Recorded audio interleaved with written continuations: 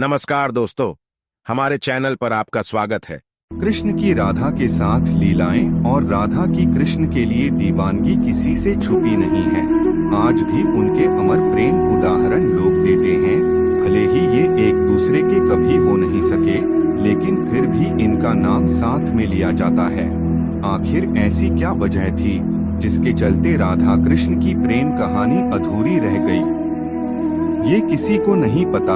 गर्ग संहिता और पुराणों में इसकी वजह बताई गई है। चलिए जानते हैं कि आखिर क्यों नहीं हो सकी राधा कृष्ण की शादी। गर्ग संहिता के मुताबिक कृष्ण जब बचपन में नंद बाबा की गोद में खेल रहे थे, तभी उन्हें एक अद्भुत शक्ति का आभास हुआ जो कोई नहीं बल्कि राधा थी। वो तुरंत ही बाल अवस्था को छोड़कर यौवनावस्था में आ गए। ऐसा माना जाता है कि इसी समय ब्रह्मा जी ने राधा कृष्ण का विवाह करवाया था। विवाह होने के बाद सब कुछ सामान्य हो गया। विवाह के बाद ही ब्रह्मा जी और राधा जी भी अंतर्ध्यान हो गए और कृष्ण भी अपनी बाल अवस्था में वापस आ गए।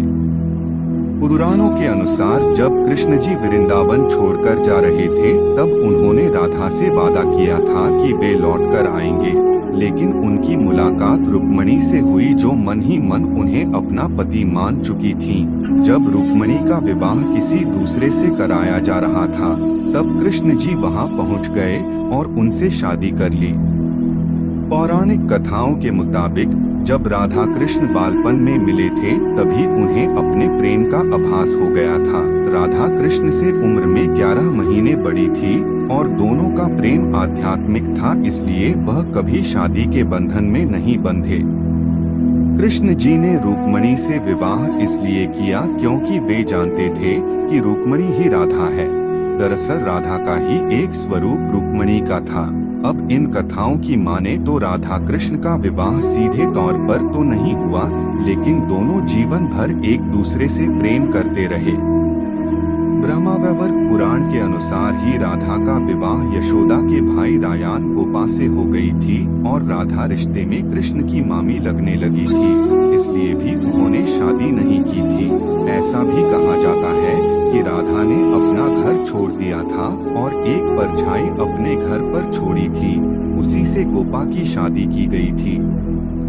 एक मत यह भी है कि राधा ने श्री कृष्ण से विवाह करने से मना कर दिया था, क्योंकि उन्हें लगता था कि वह महलों के जीवन के लिए उपयुक्त नहीं है। राधा एक वाला थी, जबकि लोग श्री कृष्ण को किसी राजकुमारी से शादी करते हुए देखना चाहते थे। ब्रह्मावैवर्त पुराण के अनुसार पृथ्वी पर आने से पहले राधा की एक बार कृष्ण की सेविका श्रीदामा से बहस हो गई थी। राधा रानी क्रोधित हो गई और श्रीदामा को राक्षस के रूप में पैदा होने का श्राप दे दिया।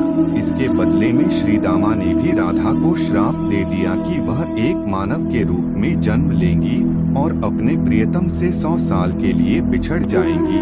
उसके बाद तुम्हें फिर से श्रीहरि की संगति प्राप्त होगी और तुम गोकुल को वापस लौटोगी।